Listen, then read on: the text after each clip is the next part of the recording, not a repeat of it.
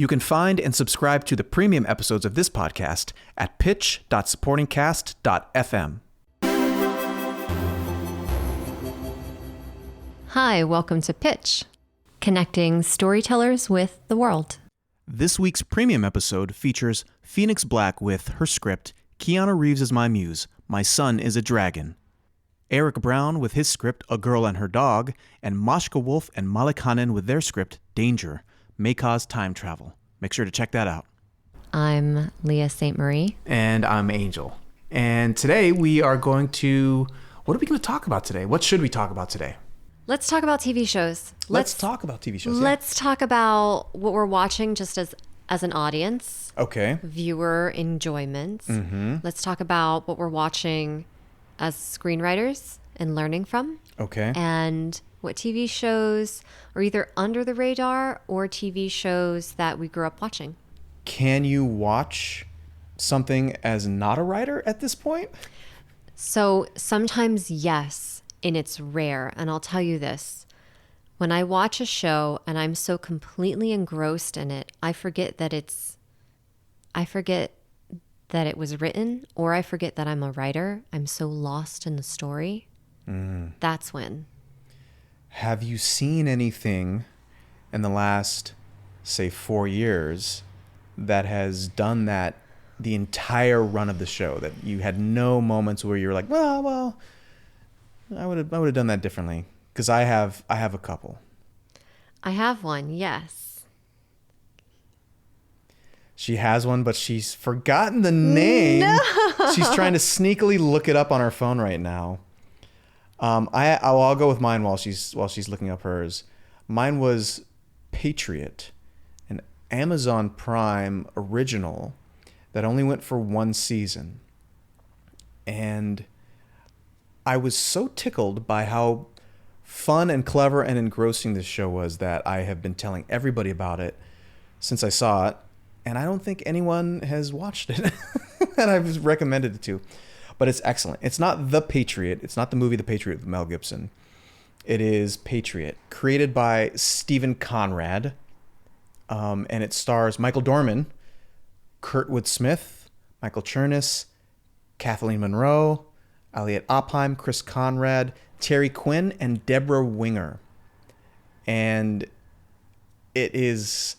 It's hilarious, but it's also really tragic. So I guess it's a tragic comedy. It's a tragic comedy.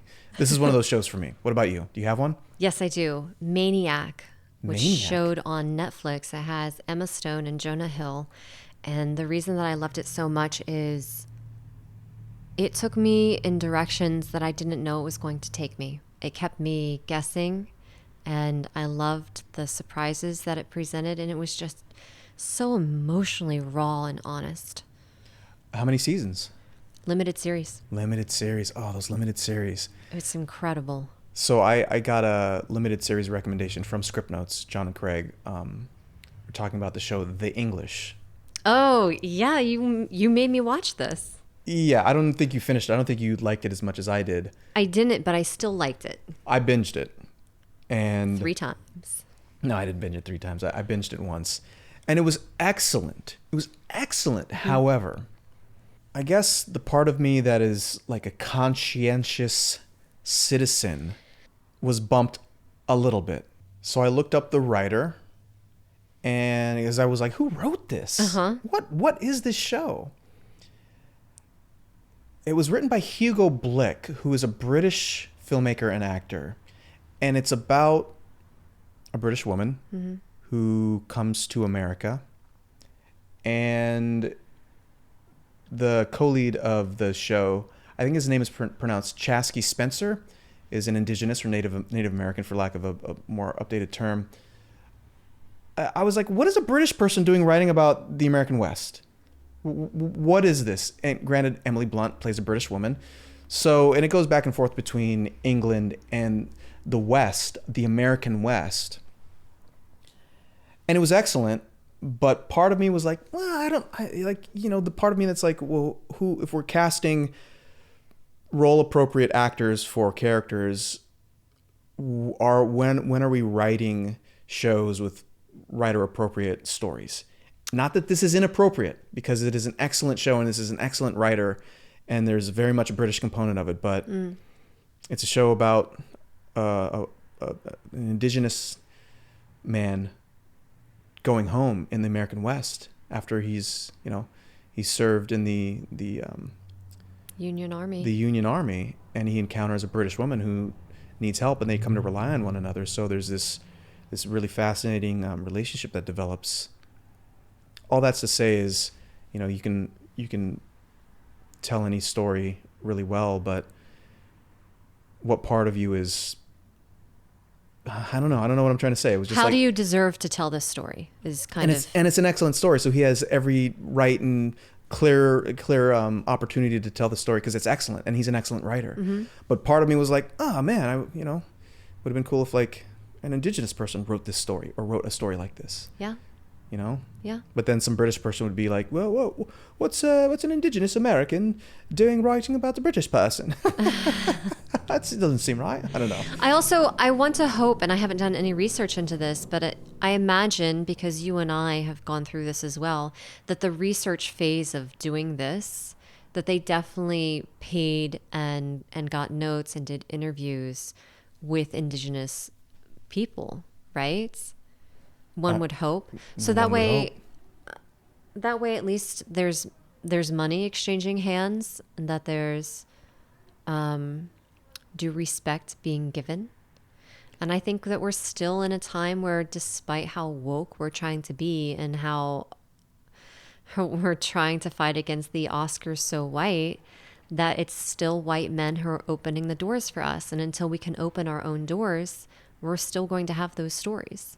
Because that story wouldn't have gotten made unless he had written it. Because he's the one who has connections, right? Clearly. Maybe. I don't know. He must. He has a show. He must. He has a show on Netflix. Yeah. Justifiably. Great show. And great show, great writing. I really enjoyed it. What else are you watching that you watch as a writer? What are you like, oh, I'm dissecting this as a writer? Okay, it's not as a writer, but it's as a person with depression and anxiety. Oh, no. They say that you rewatch shows because you already know the end of it, so you don't have any anxiety over how it's going to end. So I'm in my 6th round of rewatching Parks and Recreation in its entirety. What a feat, and what a funny show. It's such a good show. Chris Pratt on that show. I mean, yeah, among many, many others. Tell me if you agree, you recognize, or you think I'm completely nuts. Okay. No, there's nothing to follow up with that. It's just. No, Generally, I agree with you. We have a lot of discord about things, which I enjoy, even if my face says something different. Where I was going with that originally is there seems to be a progression for male actors from funny guy to action hero. Yeah. That allows them staying power, with a few exceptions. So Bruce Willis. Yeah. Moonlighting. Yeah. Die Hard. Yeah. He was cracking jokes left and right all over Die Hard, but that cemented his status as action hero, right? Chris Pratt, lovable oaf, multiple seasons on Parks and Recs. Now he's Star-Lord, Jurassic World, he is the male prototype, right? Yeah. Who else? What's the guy from The Office that you watch on Jack Ryan? Oh, yeah.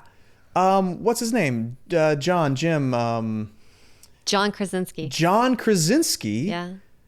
Cracking jokes left and right in The Office. Now he's like Jack Ryan, and they can't get enough of him doing action stuff. And married to Emily Blunt. I mean, what a move, man. What a talent she is. Yeah. And he is, right? But when male stars try to jump to action hero too quickly, I think there's less staying power. And I've been trying to figure this out. I've been trying to figure it out for years. I don't know. Is this a phenomenon? I haven't watched Jack Ryan. I've seen everything else that you've mentioned, but I haven't paid attention enough to include myself in your mission. Okay, well, I'm going to keep... If anybody has any thoughts about it, go ahead and tweet at me if I can ever resurrect my Twitter account. It still exists.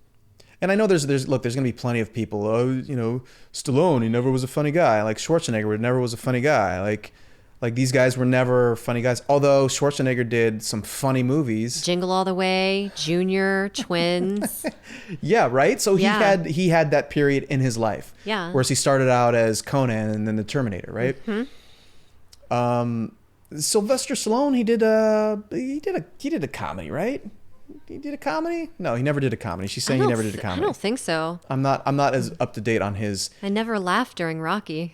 But Ryan Reynolds is another one.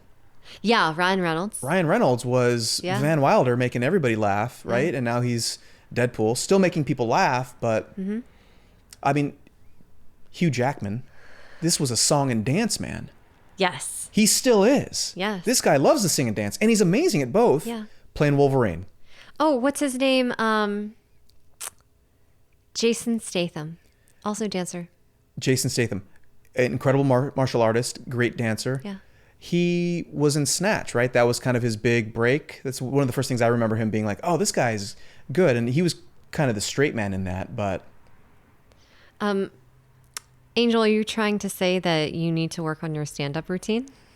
No, I don't think Jerry Seinfeld is going to become the next action hero. I don't think John Mulaney is going to take over the mantle from Sly when he retires officially. I don't know that stand-up. Although Eddie Murphy, But Eddie Murphy was cracking jokes pretty much the entirety of his career, even after stand-up. Anyway, this is a side thing. Angel's got a sidebar. I got a sidebar. What other shows are we talking about? What are some of your favorite shows? Oh, I think it's your turn to answer because I said Parks and Rec. Okay, so I had Patriot. I had The English. These are the English is the most recent one. Patriot was from 2017, I think, 2018. He's looking at me like I know. I mean, Breaking Bad is good. A lot of people's all-time pinnacle of TV shows. I would count myself among one of them. The Wire. Yeah. Was a show that was critically acclaimed. It's transformative. And I watched it and I'm like, it's good? I didn't watch it. You didn't watch it? No, it was at a difficult point in my life. I didn't get a chance to watch it. Gotcha. I think it didn't resonate as strongly with me as it did a lot of people. And I've heard the show's creator talk about it at length. And I think what they were doing with it just was beyond me at the time. I recognize it as probably one of the greatest, but I'm just like, it doesn't grab me. Yeah. Yeah. I gotta say, I do have a guilty pleasure. I had a friend turn me on to Attack on Titan last year. This is an anime show. I think, animated. It's a Japanese anime show, and it's wild in the best way. In the twists, like if you don't know, because it was a manga, it was a comic book, right? So if you don't follow it, and you're just like getting into it, I was getting into it for the first time. I'm like, what? Oh my God. Like, this is a show that I watched, and only a few moments was a writer Angel going, oh yeah. But it was only to be like, that's brilliant. And what deep, rich, complicated storytelling. Wow, you can do almost anything with animation. This is amazing. Yeah. You got to check it out. Attack on Titan. I cannot recommend that enough. Okay, once I have some time, I will watch it. Okay. Other stuff that I've been watching, or stuff that I watched when I was a kid, or oh yeah, what did you watch growing up? What influenced you? Gosh, the Twilight Zone. Oh yeah. Most definitely. I was glued to the TV for that and Outer Limits. Okay. All of those weird sci-fi shows really helped inform me and my interest. And then it went into watching those shows to reading Ray Bradbury, and then going to my library and starting at A for Asimov and going through the sci-fi bookshelf one by one and reading everything. So your television viewing experience informed your book reading. Yeah, oddly. It led you, wow. Yeah. That's interesting. How about you? What did you watch when you were a youngin'? When you were 12 and writing scripts? By hand. You have to stop that rumor now. I did not write scripts by hand as a 12-year-old that I'm willing to admit to. What did I watch? I mean, cartoons, as a kid. The Thundercats was amazing. Yes. Transformers, Yeah. X-Men, Captain Planet. Remember Captain Planet? So those are all the cartoon jams. Is that why you recycle? It's not why I recycle. But maybe it is. Maybe it is. Maybe Captain Planet had an effect on me all these many years later. I don't know. Wow, I got to examine that. I have therapy tomorrow. I'll ask her. Is this possible? Yeah. I think recycling, if our cities manage the recycling waste properly, is an environmentally sound thing to do. Yes. I'm not versed enough to know how efficient it is, but I like to believe that it's a better thing to do than just trash everything. Yes. Cartoons, But also then like Married with Children was one of my jams. I watched that. My parents hated that we watched it, but we loved it. Yeah. Funny, funny stuff. The X-Files. I love the X-Files. It's so good. It's still good. And the building blocks of that story are, I mean, they're some of the best. Yeah. I love that Gillian Anderson has such a career, right? Like she's in, what is it, Sex Education on Netflix, and it's going into its 3rd season or something. Yeah. And she's gorgeous in it, by the way. I want all of her outfits. And I just watched David Duchovny in You People. Is he hilarious in that? He's very funny, but like low-key funny. He's one of the funniest guys. Under the radar funny. Hilarious. Good casting. And I could be getting this wrong, but he was on the Larry Sanders Show with Gary Shandling. And he was, that show was just like kind of a heightened version of everything that was actually happening in Hollywood at the time. So he played a heightened version of himself, and he had the funniest joke, I think, from that show.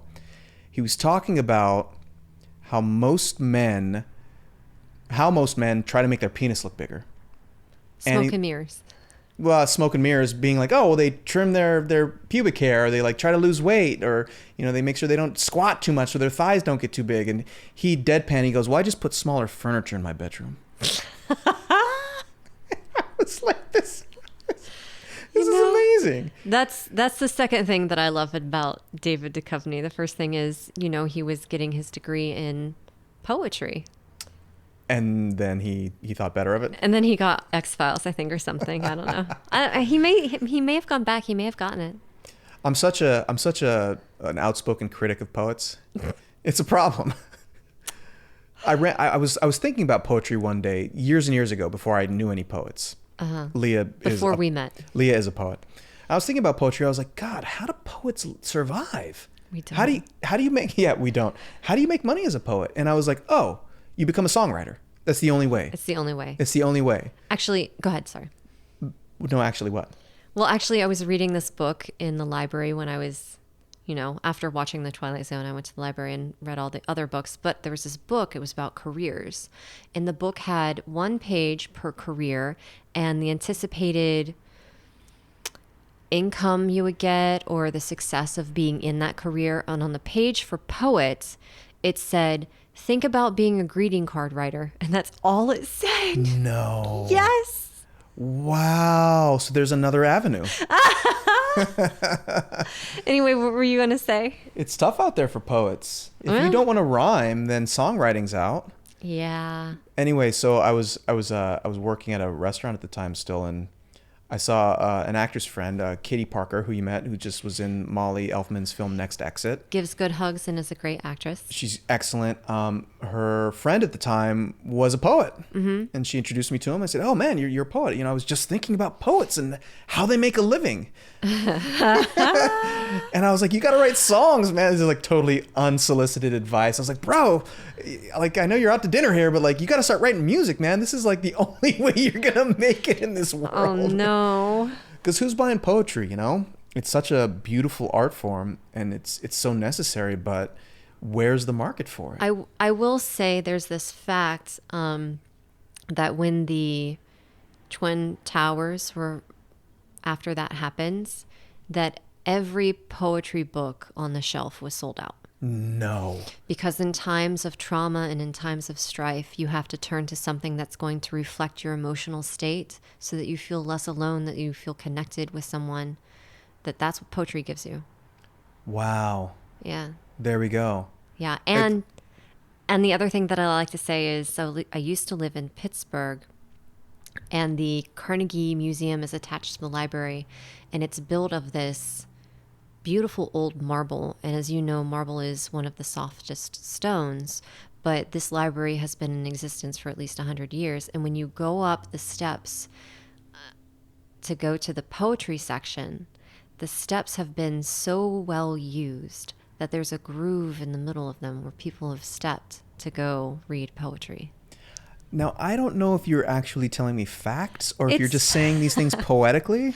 It's facts. And bamboozling me as a result of your poetic black magic ways. Somebody in Pittsburgh who's listening to this, please go to the Carnegie Library. You know what I'm talking about, and take a picture or a video of the grooves and the steps. And so that Angel can see, take it from a low angle.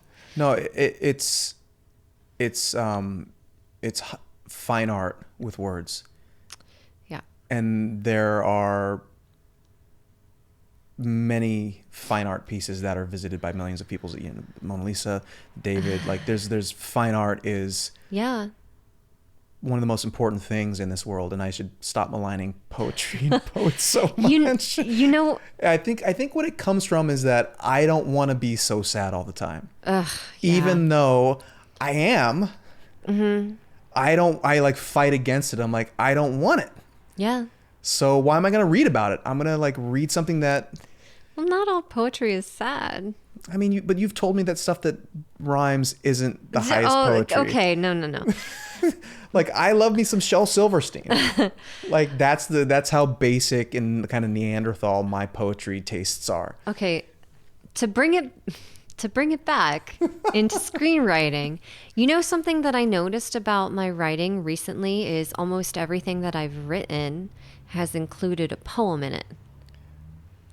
Do you remember doing In the Light of the Moon, and I had that limerick? Most of In the Light of the Moon was a poem. Yeah, this was one of the interesting challenges of that particular film, was that it wasn't necessarily a traditional story as told in screenplay. It was a poetic piece that was set with images, in my opinion of it.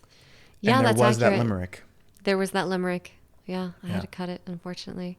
But back to TV. Have any shows recently informed your writing? Like you were doing Easy Money. Were you watching TV shows and pulling stuff from it, like applying it to what you're writing? No. Or has any of them inspired you into a new avenue or an idea? No, nothing's inspired me into a new avenue or a new idea.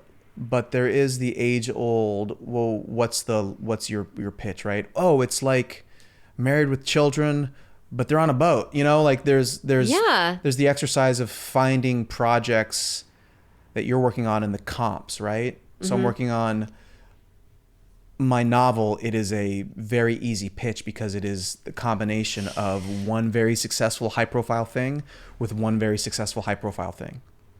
Yes. And so in that instance, I guess that novel idea came from, well, why don't I just do something like X inside Y?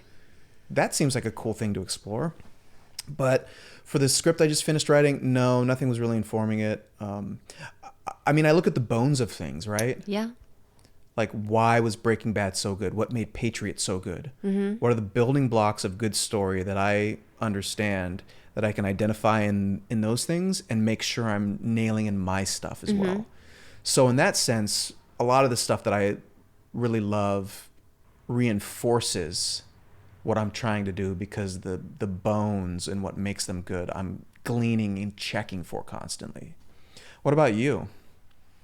What has helped inform my writing? Yeah, because you're working on a TV limited series right now. I am, yeah. That is very specific. Well, as part of the research for that, I was rewatching Sopranos. I wasn't rewatching because I have never actually watched it. Not start to finish anyway. So I was watching The Sopranos and making sure that I'm as well versed as possible in the world of mafia. Mm-hmm. And I think anything that you're watching when you're writing something is automatically going to go through a process of osmosis and filter in some capacity. Either you're rejecting a bad idea, you're like, I'm not going to do my story like that, or you're accepting of somebody else's idea, you're like, yeah, I want to do it like that. And I've been thinking a lot about the Queen's Gambit and how he said it took 20 years to get it into someone's hand. And I asked John August on Twitter this question because I was curious, because I want to write all of my episodes. I don't want to have a writer's room. I know the story. I've done the beats for the entire series. And I asked John August for the Queen's Gambit, did the writer already have all of the episodes written when he went in and pitched, or did he only have the pilot? And John said that he believes that the writer pitched it and then pitched him writing all of the episodes. And that's how that was formed. And I've had other filmmakers say that I shouldn't write all of the episodes. I should only write the pilot to save time. Mm-hmm. And so you and I have discussed this, and I'll keep it a surprise what my answer is. Well, everyone's got an opinion in this business, and they're all convinced their opinion is right. Yeah. And ultimately, it's your choice, right? Yeah. Unless you can convince someone to let it be your choice, right? You either do it on spec and you spend all that time writing all that stuff, or you pitch the stuff and you convince them to let you do it. Or you just win the lottery. or you just, like, you have all of the power because you have all of the money. Yeah, we do not have that yet. No, I know I don't. Do you? No. Yeah, so we're back at square one. Is there anything else you wanted to talk about TV-wise? Yeah, so our other episodes end with us mentioning some of our favorite movies, and we just talked about favorite TV shows. Why don't you name some of your all-time favorite 3 TV shows? Oh, okay, yeah, that's easy. Breaking Bad. 1. Attack on Titan. 2. And I said this was easy, but now I'm stalled on 3. Yeah, because it's a reserved spot. Is it? Because it's the last choice, and it's very difficult to make a decision because then it makes every other choice obsolete. Oh, man. Okay, why don't you go with a couple, and then I'll figure out my third. Sure. I'm Ted Lasso. It just feels good when I watch it. It makes me happy.